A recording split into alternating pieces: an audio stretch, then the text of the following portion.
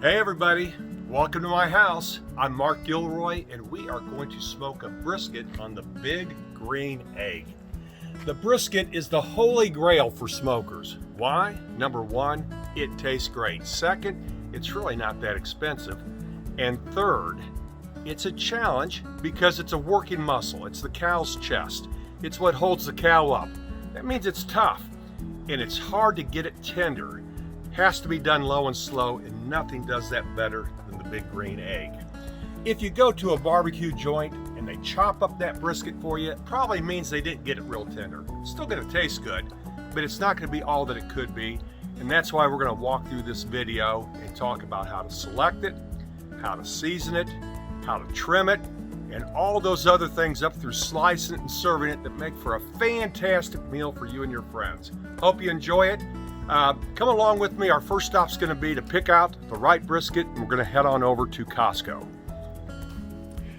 Let's pick a perfect brisket for dinner. The first thing to know is that there are 3 grades of brisket: select, choice, prime. One of the reasons I like to shop at Costco is that if you buy a whole packer cut brisket, you will get prime. That means more marbling inside the meat. Walmart and most grocery stores provide you with the middle grade, which is choice. Believe me, you can smoke a fabulous brisket from that grading. When looking for the best brisket in the cooler, get your hands in there. You want the brisket to pass the eye test and the touch test. And the 3 things that I want from the brisket are: first, marbling. Look for those beautiful stripes of fat in the meat. Second, flexibility. That is why you want marbling. The more of that you find, the easier the brisket moves. I've never found a brisket that I could fold until where the ends touch. But that doesn't mean I won't find that someday. I'm going to keep trying. If the brisket is stiff as a board, it may not matter how low and slow you cook it. Third, and least important, I want a fat flat. There are 2 distinct cuts of meat in a brisket: the point and the flat. The point is thick and round, the flat is flat. For a long, slow cook, it's nice to have a little more meat to work with on the flat so it doesn't overcook. By the way, don't worry about the fat cap. We're going to trim that off anyway. And bingo, we found the perfect brisket.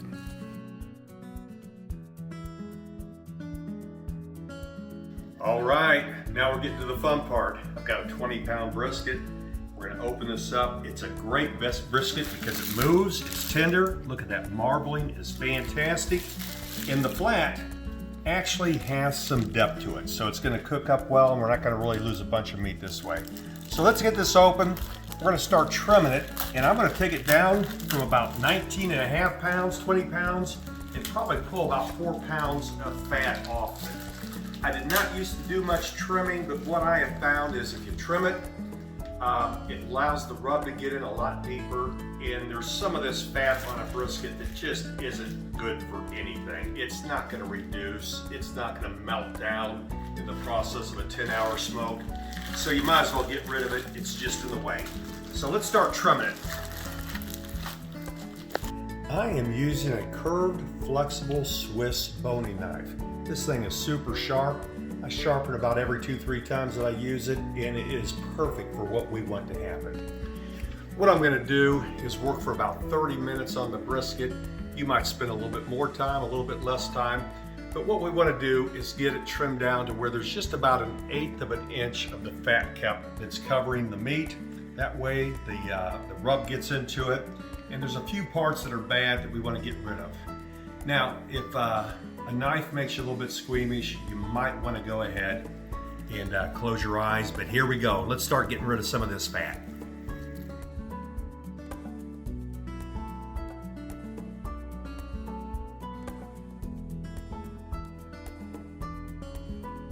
Okay, I lost the glove. That must mean it's time to put the rub on. And the reason I only wear 1 glove is that you want 1 clean hand, 1 dirty hand.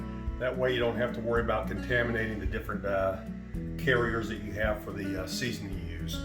I'm going to start off with something that may scare you, but it actually works. This is not really a seasoning, it's just a binder. I've used all sorts of olive oils and other types of things, but for me, yellow mustard leaves no flavor. and it is absolutely fantastic for holding the rub on and helping to seal the juices in. So again, don't be afraid that it's going to taste like a mustard sandwich when it's done. You will never know that this is actually on it. I've watched a lot of videos. Some people use this, some people don't. I think it works, and I come out with my most moist, tender brisket every time I use it. When we say rub the meat, we don't really mean rub it. I'm gonna put a good coat of salt, and incidentally, I'm just using 4 ingredients: salt, garlic, onion, black pepper. There's a ton of great store-bought rubs that you can use. Do the one that you like the best, come up with your own recipe, it's fine. But I like to keep it simple. I've gone a little bit more exotic and have just found that keeping to the basics is what works best. We're not gonna rub the meat, we're gonna pat it. That's how you do it.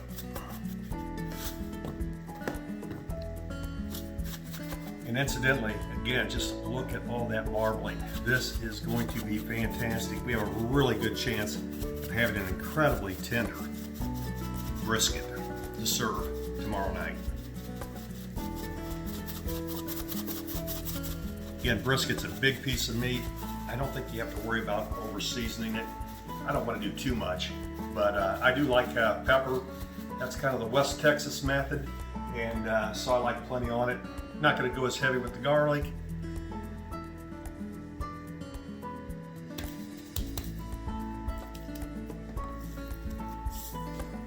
And incidentally, this is going to be the last thing we do tonight, because when we're done with this, we're going to leave it in the refrigerator overnight. The first thing we're going to do in the morning is we're going to get the brisket out.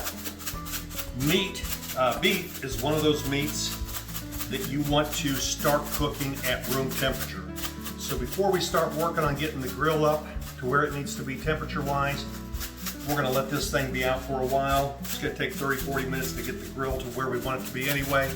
So definitely get this out first thing in the morning when you have to get into the grilling. Let's flip it over.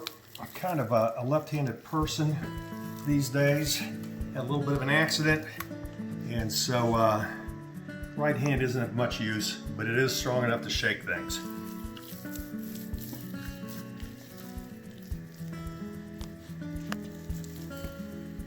Okay, folks, we have flipped the meat. We're going to do the exact same thing. We're going to start with the binder.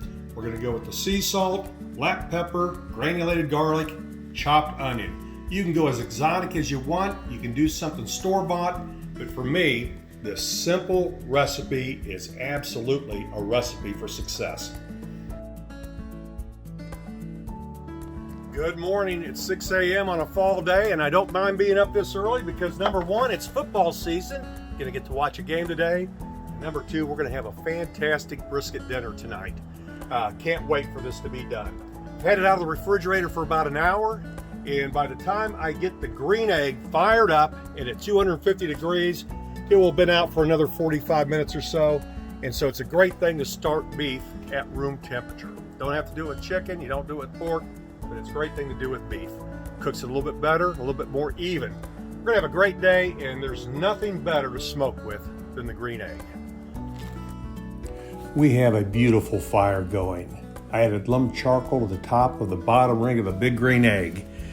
I used Cowboy all natural lump charcoal. I've used the green egg and Komodo Joe brands as well. All work great. I'm adding some hickory chips in chunks as well. You can soak them overnight for even more smoke. But we'll get a great smoke ring either way because I'm going to add some more at the 5-hour mark and leave the meat in for a good 10 hours or so. You don't do low and slow smoking over an open flame. So I'll add the ceramic deflection plate to cover the fire. For the big green egg, you manage the temperature manually. At the base of the oven is a slider plate. I'll close it to 1 inch or so at startup and end up at 1/4 inch before the smoke is done. Open it all the way to get your fire going. I'll place the daisy wheel up top when I shut the lid. I'll start with the slots about halfway open and usually in the smoke with them closed down to a sliver. Most adjusting will be done in the first hour, so relax, you can enjoy your game. A lot of people cover the deflector plate with foil. Hey, the green egg is a porous ceramic. So give it up. Eventually, it's going to get dark. I do put a drip pan under the grill. That's going to save you some cleanup time, but more importantly, I like to keep some liquid in the barrel, so I add it to the drip pan. Doesn't matter what liquid you use, it won't flavor the meat. This morning, I mixed some coffee and cranberry juice. The brisket is on the grill. I've placed 2 temperature probes. One goes in the fattest part of the brisket, right in the middle of the point. The second goes anywhere in the cooking barrel. This way I don't have to open the lid for the first 5 hours, but I'll know my cooking temp and the temp of my meat. I've checked my slider plate and my daisy wheel. The thermometer is rising quickly, so I'll fiddle with the airflow until it evens out at close to 250 degrees. There's been a lot of prep, but it's worth it knowing what awaits us in less than 12 hours. If you're looking, you ain't cooking. So no peeking. We're 3 hours into the smoke. I still haven't peeked. The cooking temperature is holding nicely at 247. This Bluetooth receiver shows me what both probes are doing. The internal temperature of the meat is 134. We'll pull the brisket out of the egg somewhere close to 203 degrees, the universally acclaimed perfect temperature. One of the things we'll keep an eye on is the stall. That's when the internal temperature of the meat stops rising, sometimes for as long as 4 hours. Don't freak out and turn the temperature up. This is when the fats start to melt and really tenderize the meat. If the stall really stalls, we'll do the Texas crutch, which is a fancy way of saying we'll wrap the brisket in foil, add some liquid, and return it to the heat.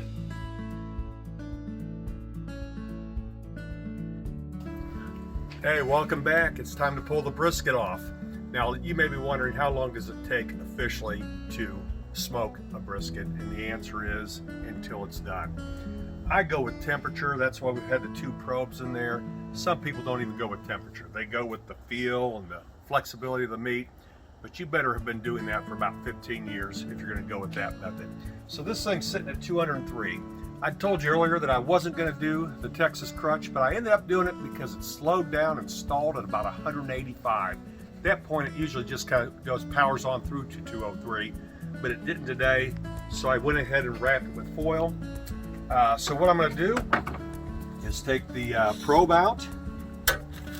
I'm going to leave it like this, but you want to put it in for a rest now.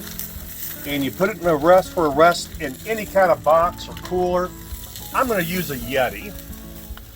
And so I just happen to like this one. I think it keeps it real warm. I'm going to have it in there for an hour and a half or so. And it will still hold its temperature. Let's say I'm going to slice it probably at about 160 degrees. It's going to keep cooking. Juices are going to flow back in. And the tendons are going to keep rendering. It's going to be unbelievably, and I can tell by the feel of that, it's going to be an unbelievable, flexible piece of meat.